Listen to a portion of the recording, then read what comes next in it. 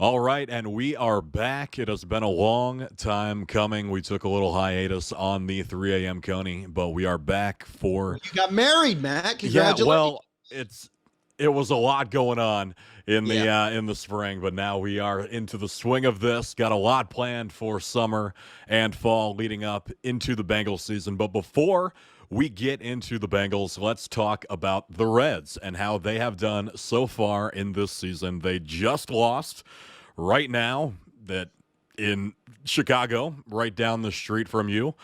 1-0 and left 9 men on base or something ridiculous. Very winnable game, absurd wind.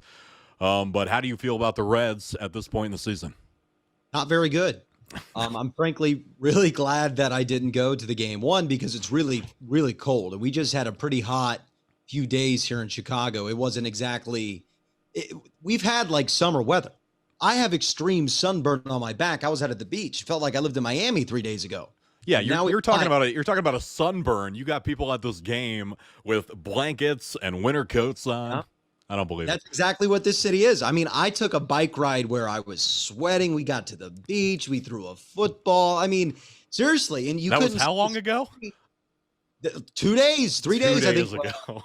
2 days. Yeah. Wednesday. On Wednesday, we did Wow. that. So that's how quickly things can change in this city. And especially with the Cubs, they're contending now. And they're really a pain in the butt to their general manager, Jed Hoyer, and everybody here wants them to compete, wants them to fight for the division. I think that's why they're probably going to keep rolling the Reds in series like these. I just don't think the Reds have the talent to match with the rest of the NL Central, and that's pretty sad because I don't think the NL Central has any serious World Series contenders in it. I think the Cubs don't have the starting pitching. I don't think the Cardinals have the experience. I don't think. I mean, the Pirates just did one of the craziest plays that I've ever seen. And I watched that 20 times. That was hilarious. It is an insult to the game that the Pirates did that entire play. And here's the thing. I thought that last night, Matt, because I watched that kind of tired and groggy-eyed. I watched that last night, and I didn't know there was 2 outs. 2 outs. I thought it was tag the bag. I thought it was the worst play in baseball history, and I didn't figure out till I woke up this morning that there were 2 outs.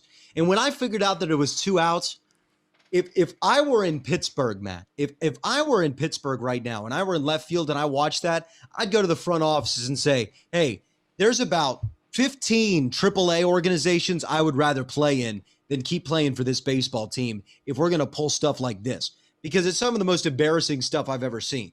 I mean, I wouldn't even let that happen in my softball league. No, and here's the thing. It's not just Will Craig. It's his entire team. And I say this when I coach people. I say, if somebody makes a horrible mental mistake and nobody else said anything, that's on the team. That's not just on Will Craig.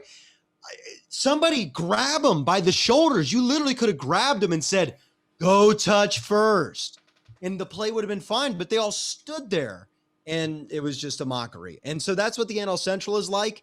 And the Reds are lucky. They're lucky that Pirates team exists, or they'd be a last place team. And that's why I wrote that article at Time Loop that it's 2005 all over again. They can score a lot of runs. They're going to give up a lot of runs. And thank God for the Pittsburgh Pirates.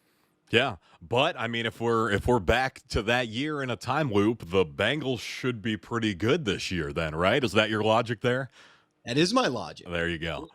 I came to that conclusion in reverse, though. I thought this is the 05 Reds. Then I went, well, 05 was second year of a Heisman Trophy winning quarterback with a dynamic receiving group and an elite running back with a defense that had a lot of young pieces that found out how to turn the football over, and they won the AFC North.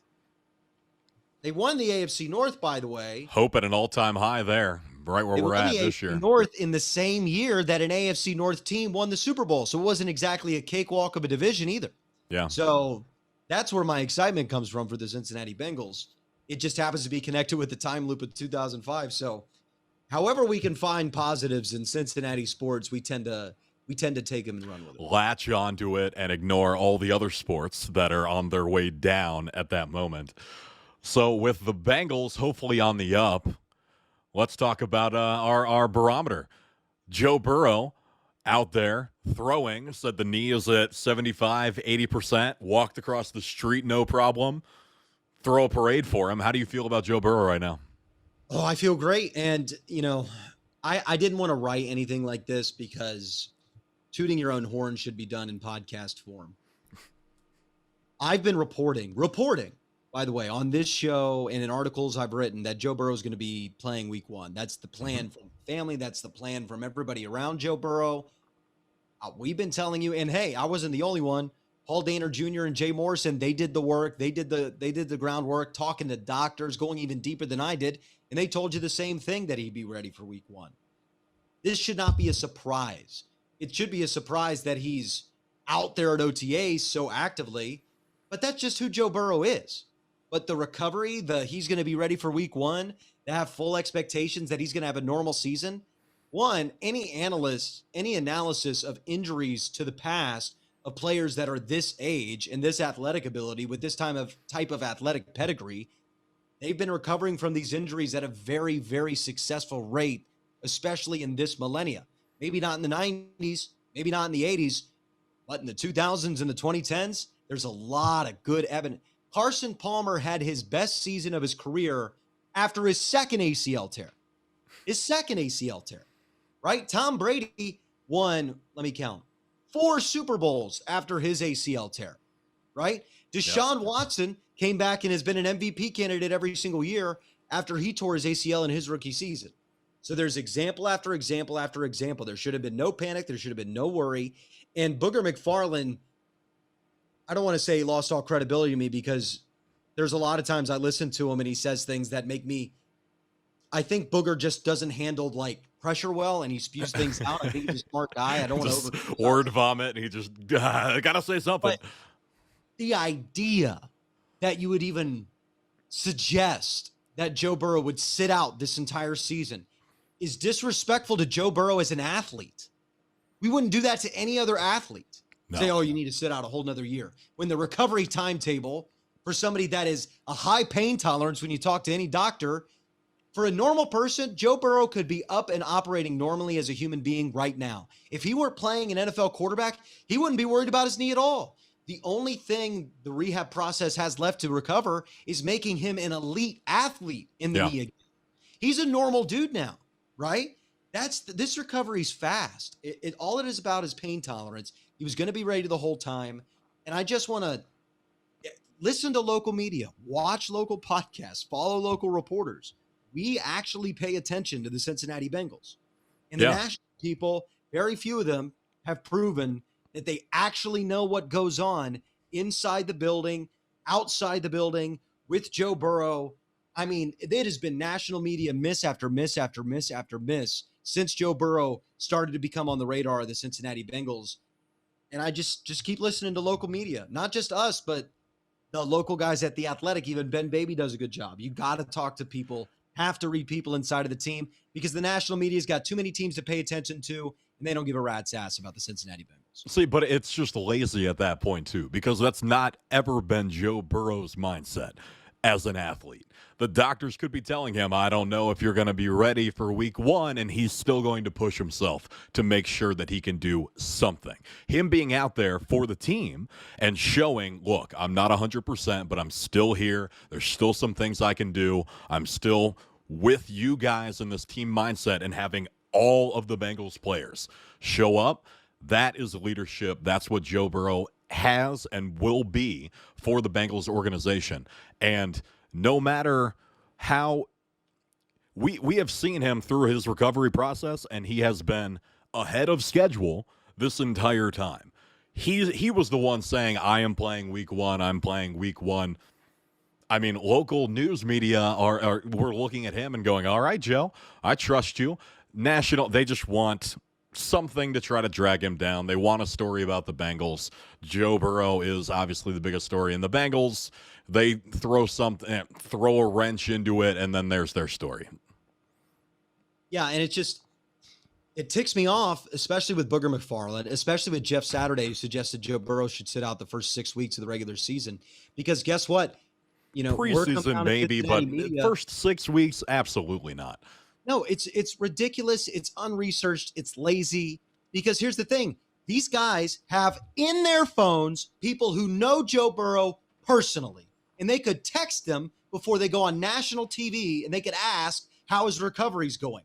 I don't have that access, and yet I'm not going out on even a podcast and saying stuff that's that dumb, right? That's what's frustrating here is Booger McFarland is an LSU legend.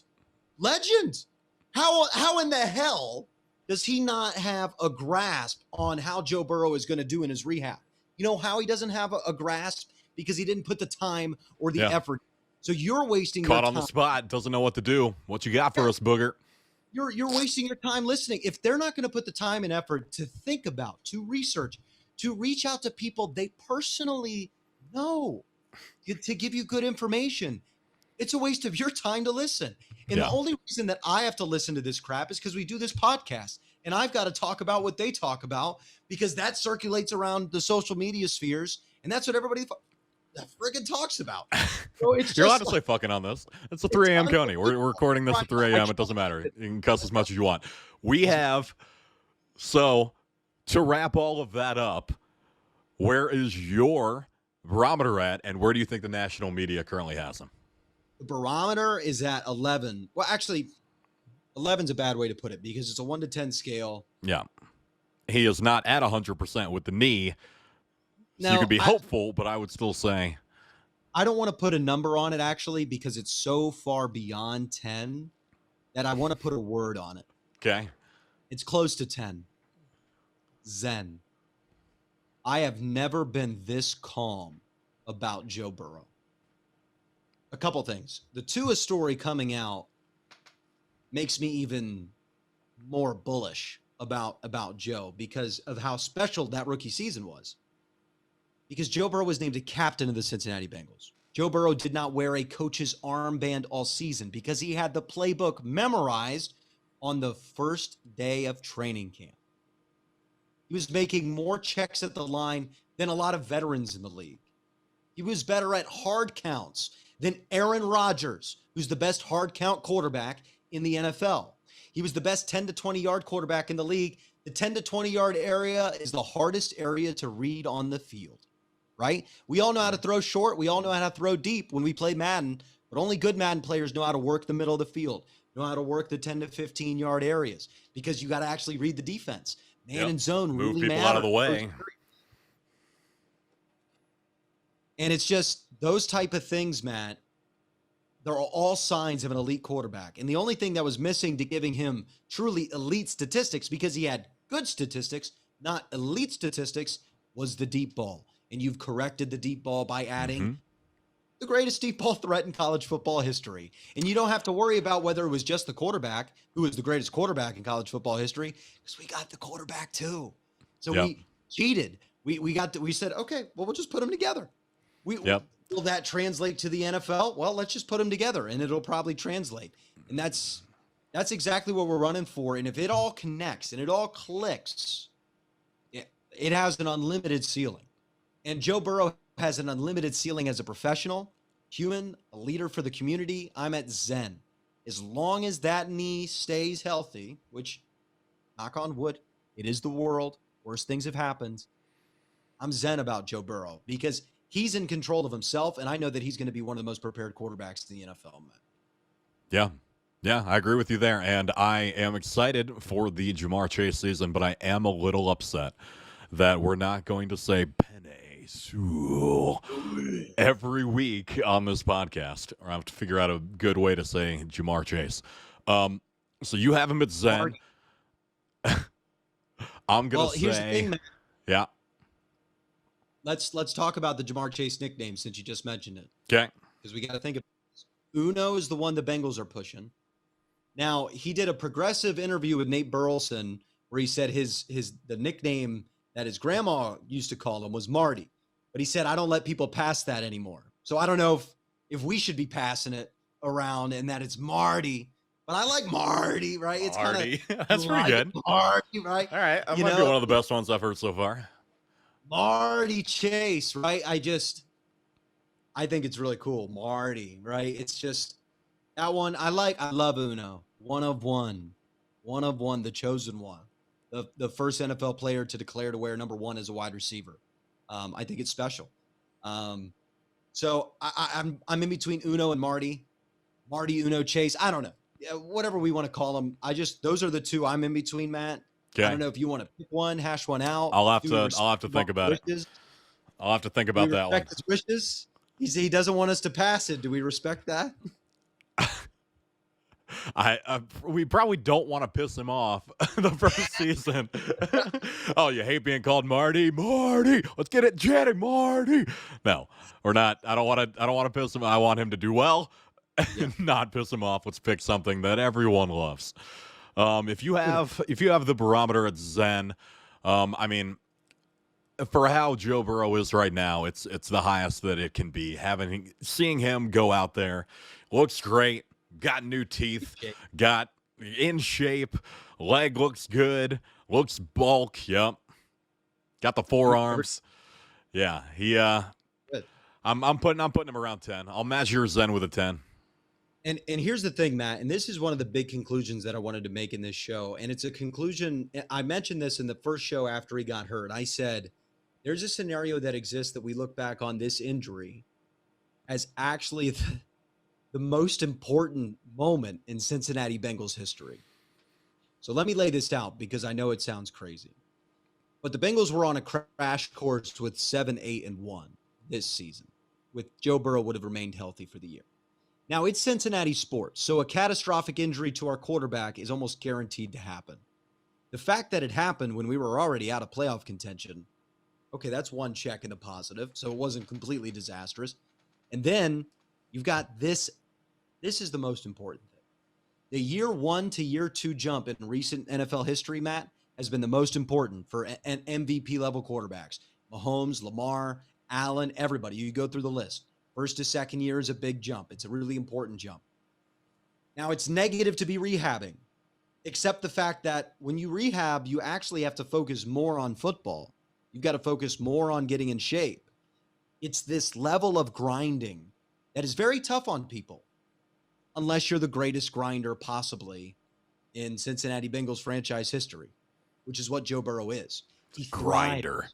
He thrives in this environment. He thrives being doubted. He thrives being counted out. He kind of thrives when there's something to overcome, when there's pain to jump over. And now you add in the fact of you get Jamar Chase in the draft. So that's the logistical point. If Jamar Chase is a Hall of Fame player, we can say, yeah, the injury was the most important because without the injury, you don't get Jamar Chase. Just like benching Andy Dalton after his birthday got us Joe Burrow, right? Same situation. But the final and most important factor, and I think that Jesse Bates and a few of the players kind of mentioned that quote, Matt, the fact that he is out there right now makes this legitimate and let's go fight right now because I want to follow this dude to the end of the earth. Mm-hmm. There is not a body, a soul, a brain, an inkling anywhere in that Bengals organization that this man can't be the best quarterback of all time. That's the way they classify him in their brain. And they're coming to work like it. And that's going to make a lot of position groups better. And that's how you win Super Bowls, man. Following one player, one leader that rises us above the rest. Yep, I agree with you 100%. So where are you putting the national media? Because we in Cincinnati, Bengals fans, we're seeing this. We're getting hype. We knew that this was the Joe Burrow that we signed up for. But national media is this hurting Joe Burrow? Like coming back too fast? Or what number would you put them at right now? Because Joe Burrow looked him in the eyes and said, I'm ready, and looks good and looks in shape and looks like he can move. They have no choice but to be at least a 9 in terms of the barometer, in terms of where they feel, where they sit with Joe Burrow. It has to be a 9. And that's kind of what you've been hearing from everybody. They're positive about Joe Burrow, doubtful of the Bengals. It's a tough division. He's going to be fun. They'll score a lot of points, but they'll lose a lot of games, which really might be the reality for this team. I don't think they're that far off in the team evaluation. But I just don't think they understand how special Joe Burrow is. Nobody's caught on to this. I might write an article for the Chronicle, Matt. The coach's armband thing is significant to me. That a rookie comes in and does something that only Tom Brady and Peyton Manning did early in their careers. Everybody wears the coach's wristband. Everybody. Not Joe Burrow. Never has. Always had the plays memorized. Back to high school. Talk to Coach Nathan White about it. That's one of our recent podcasts. You should check it out. Yep. He is. Check it out. It's like LeBron James level stuff, man, in terms of the memorization, in terms of the information collection, in terms of the preparation, the study. It's LeBron James level stuff, and that's special from the quarterback position. Yeah, absolutely. Okay, and we are running out of time, so final question. I want to pass over the AFC North stuff right now. The offensive line, right now, how do you feel about the upgrades? I mean, Bobby Hart is gone. How do you feel about the upgrades and leading up into this season as far as the Bengals offensive line goes right now? I feel good. I feel I would have spent money on Kevin Zeitler. Then I would feel great. Yeah. If you just spend the money on Kevin Zeitler, and I frankly don't care. Pick any of the defensive pieces we added and give one of them up. Because again, my strategy, my idea at the beginning of the season, Matt, was, hey, forget about the defense. You're going to fire Lou at the end of this year anyway. So don't just draft over there, draft some guys. But they're trying to ignite a little Super Bowl run. I can't blame them for it, right? This is the NFL. This is a win now league. You don't want to leave holes everywhere. I can't kill them for that. But what I would have done is done what the Browns did and spent $30 million more on offense than on defense. I would have spent money on Kevin Zeitler. I would have probably added another center instead of Billy Price. I might have added another tight end. I might have done something like that crazy, right? I would have just loaded the offense. And even if we go 8-9 in a tough division this year, now the offense is loaded, everybody under contract for 2 years, and you can just pour every bit of resource, imagination, outside coaching hires, all you can imagine into the defense. That's how you fix big problems. You don't try to plug up all the big holes, tiny holes. You focus on a problem, you fix it. If you focus on another problem and you fix it. If you plug the middle of a big hole, then it's just two tiny holes. I think that's kind of what they were going for. They just plugged enough of the big hole so it doesn't sink as fast. Yeah, listen, there's a lot of holes and it's not an easy thing and there's no 100% right way to do it. And it all comes down to Jackson Carman, and that's what everybody's written about. If he can play, if he's an effective, he doesn't even need to be an all-pro. If he is a starting level guard, a top 20 in the NFL guard for the next 5-6 years, the Bengals can be in Super Bowl contention. And I truly believe that because this organization has consistently figured out defense in the past. It's been a while, but they have figured out defense in the past. I can't remember. It was 90 years ago. I can't. I do not recall such a ridiculous statement. Well, hopefully there's an Odell Thurman in this rookie class somewhere. I think Tyler Shelvin's going to be – I'm excited about the pieces. I don't want to get too excited, though, because I feel like 3 of them might get cut. But I really enjoy what the Bengals did this offseason. And here's the thing, though. I'm honest. Last year, I thought they could go 10-6. And then I saw – well, A.J. Green didn't pop. That's the one thing. Because remember, I gave a list last year, Matt. I said, okay, if this, and this, and this, and this happen, the Bengals can go 10-6. Yeah. And the biggest if was if A.J. Green is a number 1 wide receiver again. And that was a big fat no. And in fact, the most emphatic of all the ifs, it was a no. No. Yeah, that sucked. Jamar Chase is better than A.J. Green was last year and better than A.J. Green was in 2018 and better than A.J. Green was in 2017 too. I genuinely believe that. The only thing I can't guarantee is Jamar Chase being better than prime A.J. Green. So get ready because that's the bar. That's the bar right there. That big if is checked. There are no excuses for Zach Taylor left. This roster is ready to win now because you have an elite quarterback and you have enough pieces around him and the defense is fine enough. If you can't win with this team, you'll never win in the NFL. Big statement. Feels good to be back. Games, at least. Not like Super Bowl. But you got to be at least in every game competing, beating teams, winning close games, showing fight, grit, dog, all that stuff. You got to at least show that. You got to at least be the Cardinals from last year or it's a laughing stock and you're getting fired. Yeah. Agree 100%. All right. Well, that is it for us on the 3 a.m. Coney. We are back. Feels great. We are in May, going into June. Lots to talk about over the summer, leading into the Bengals season and monitoring Joe Burrow, his progress, and everything that is to come in the mirror of the 2005 Bengals. We will find out. I think they can be better because Burrow is much better than Carson Palmer. I promise you that. There you go. There you go. We'll have these this episode up. We'll do some more long Coneys. We're gonna do some Coney bites. New thing coming up where we'll be doing some giveaways, asking some tough questions, putting people on different sides of the aisle. You'll be doing some little mini videos. I'll pop in every once in a while. I'm excited to be back. Yeah, and congratulations to you, man. That's really exciting stuff. Thank you to you. Got engaged. Yeah. Congratulations to you.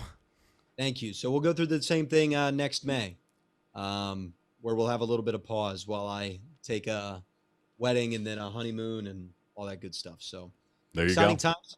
And I've done a few Madden sims, Matt, because you know I'm into that. And yep. My buddy and I, we played one, and we didn't control the Bengals. The Bengals controlled themselves, and they drafted, I forget who they drafted in this universe, but they won the Super Bowl against Tom Brady and the Buccaneers. Ooh. Which, by the way, Bengals and Buccaneers, only two teams that had all their players show up for OTAs. Now, the Bucs did a non-coaches OTA. The Bengals did a coaches OTA, but those are the only two teams I've found that had everybody show up. So maybe that is our future, huh? There's the destiny for you right there. That's put all your eggs in that basket. Of course, I don't know if we could beat them, and then we'd have losses to Joe Montana twice and then Tom Brady, which would be Cincinnati. Beautiful. Beautiful. All right. That is it for us. See you next week on the Coney. Bye, guys.